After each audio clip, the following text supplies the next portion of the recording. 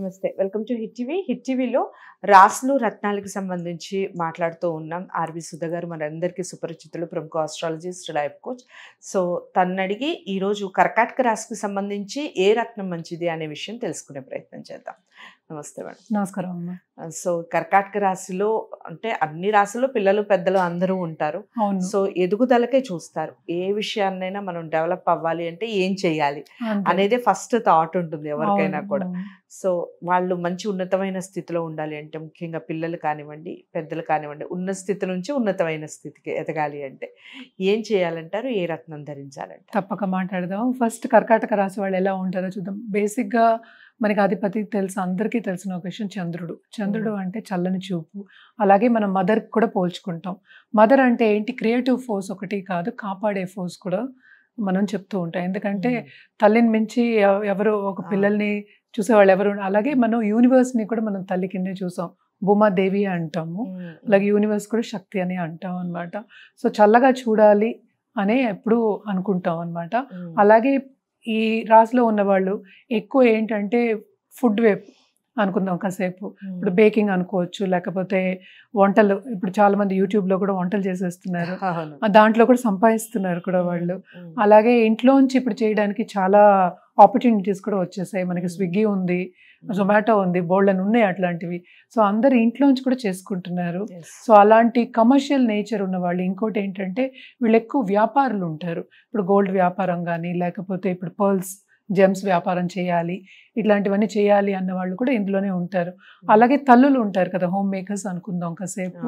పిల్లలు బాగా పైకి రావాలి, వాళ్ళు ఉన్నత స్థాయికి రావాలి, వాళ్ళు బాగా చదువుకోవాలి అని వాళ్ళ కోరికలు కూడా ఉంటాయి అన్నమాట. అలాంటి వాళ్ళు ఉంటారు. అలాంటి వాళ్ళకు కూడా అందరికీ మనం చెప్పేది ఏంటంటే మనం ముత్యమే చెప్తాం. ముత్యంలో ఏంటంటే ఇక్కడ ప్రాబ్లం ఏంటంటే మనకి ఇప్పుడు ఒరిజినల్ ముత్యం అనేది చాలా కష్టం చెప్పడం. అంటే మనకి దీంట్లో మంచి ముత్యం అంటాం.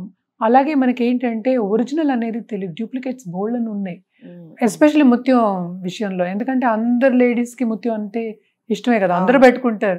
చిన్న పిల్లల్ని కొంచెమన్నా ఉంటాయి, కొన్నన్నా ఉంటాయి కదా ఇంట్లో.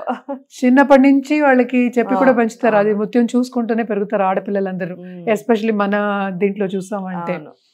అలాగే పెళ్ళికి కూడా నేను ఇందాక చెప్పినట్టు పెడతాం, ఎందుకంటే చల్లగా ఉండాలి, రిలేషన్షిప్స్ బాగుండాలి అని. ఎస్పెషల్లీ ఈ రాశి వాళ్ళకి అందరికీ ఏంటంటే అందరూ కావాలి, అందరితోనూ మనం మంచిగా ఉండాలి అనే ఒక నేచర్ ఉంటుంది. అండ్ ఆల్సో థాట్ కూడా ఉంటుంది. అలాగే పిల్లలు కూడా అలాగే ఉండాలి అన్నట్టు. అలాగే బిజినెస్ లేదా బిజినెస్ మైండ్ ఉంటుంది, అన్నీ ఉంటాయి. కానీ వీళ్ళందరూ ఉన్నత స్థాయికి రావాలంటే మంచి ముత్యమే పెట్టుకోవాలన్నమాట. అంటే నీతి ముత్యం అంటాం కదా, అది లైట్ గోల్డెనిష్ కలర్లో ఉంటుంది, కంప్లీట్ వైట్గా కూడా కాదు. సో వైట్ పెట్టుకోవచ్చు, ఇది పెట్టుకోవచ్చు, రెండు పెట్టుకోవచ్చు. కానీ నేను చెప్పినట్టు డూప్లికేట్స్ చాలా వస్తాయి, అన్ని చోట్ల డూప్లికేట్స్ ఉంటాయి. ఎందుకంటే పర్ల్స్ అనేవి మనం చిన్న నుంచి పెద్ద వరకు ఉంటుంది. అలాగే మన బటన్ పర్ల్స్లో కూడా మనం ఏంటంటే నేను ఎప్పుడు చెప్పేది కలర్ అనేది వెరీ ఇంపార్టెంట్ చూసుకోవాలి అంట.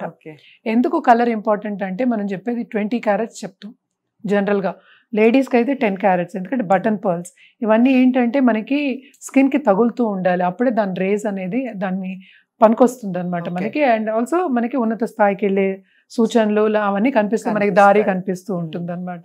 అందుకని వెనకాతలు ఏముండదు కదా, ఇక్కడ ఇది స్కిన్కి తగులుతూ ఉంటుంది. నీళ్లు అంటే మన చేతులు కడుక్కున్నప్పుడు అలాంటి టైంలో కూడా ఆ రేస్ అన్ని పడతాయి, దాన్ని కొంచెం దాని తత్వం కూడా మనకు వస్తుంది అన్నట్టు చెప్తాం అనమాట. సో ముత్యం పెట్టుకున్నప్పుడు ఏంటంటే మన బ్లాక్ పర్ల్ కూడా ఇస్తాం ఒక్కొక్కసారి. ఎందుకంటే చంద్రుడు ఏంటంటే ఉచ్చ స్థితిలోనూ ఉండొచ్చు, నీచ స్థితిలోనూ ఉండొచ్చు.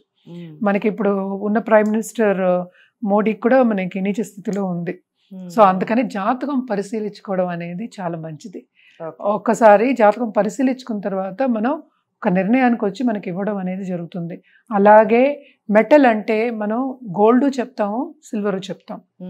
గోల్డ్ ఎప్పుడు వేసుకోవాలి, సిల్వర్ ఎప్పుడు వేసుకోవాలి, అది మనం మళ్ళీ జాతకం బట్టి ఉంటుంది అన్నమాట.